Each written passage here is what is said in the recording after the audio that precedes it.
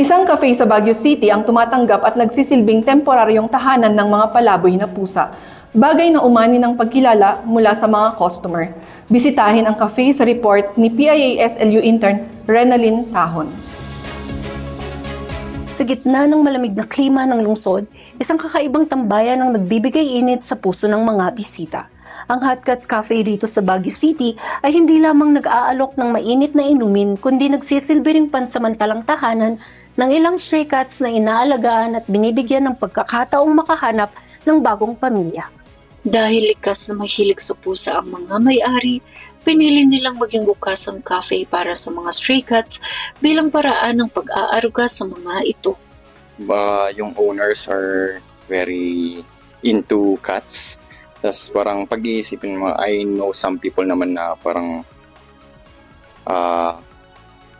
naawa sila kumbaga. Siyempre, they are stray cats. Ano lang naman kung bigyan mo ng pagkain. Tapos parang stray cats are welcome here sa cafe. Although meron naman mga concerns about sanitation sa health. Pero yan, nililimit na lang namin na every now and then malinis. Tapos parang if ever is as much as possible is sa labas na lang sila. Pero noon pa rin nalagaan naman nila yung mga cats. Naman po. Dinaraya rin ng cafe hindi lamang ng mga lokal, kundi maging ng mga turista mula sa ibang lugar na isinasama ito sa kanilang itinerary. May ilan na first time bumisita rito, habang ang iba naman ay nagbabalik. Patunay na patuloy itong tinatangkilik ng mga mahilig sa pusa at dahil sa kakaibang cafe experience. Actually, it's our first time here since from Manila kami. So, ayun, sinama namin sa itinerary namin yung Hot Cat Cafe. Hindi siya regular, pero hindi namin first time. Yan, bali mga second or third. Third ako. Oo, second or third. Yan. Dahil sa magagandang review, tahimik at relaxing na ambience, at masarap na kape, mas pinipili ng mga bisita ang cafe. Dagdag pa rito ang maaliwalas na outdoor area at mga pusang malayo naglilibot na nagbibigay ng kakaibang karanasan.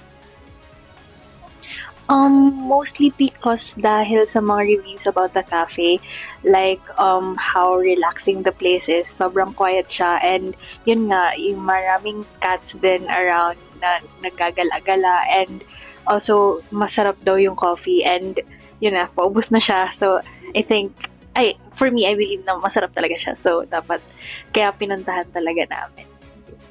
Sa akin yung ambience po, yung place. Same. Kasi hindi lang siya inside. Meron din sa labas. Mas maaliwalas. Yan, yung ambience niya. Parang chill lang po pag dito sa labas. Tsaka, masarap din yung coffee. Tatlo ang resident cats ng cafe. Ang iba ay mga palaboy na pusa na nagtutungo sa lugar. Mula sa pagiging palaboy sa lansangan, ang mga pusang ito ay nakatagpo ng pag-aaruga at pag-asa sa loob ng Hot Cat Cafe. Patunay itong hindi lang kape ang naihahain dito, kundi malasakit at bagong simula para sa mga pusang nangangailangan ng tahanan. Mula rito sa Baguio City, ito ang kwento ng isang munting espasyong nagbibigay init sa malamig na lungsod. Ito si PIASLU intern Renalyn Tahon para sa PIA News Cordillera.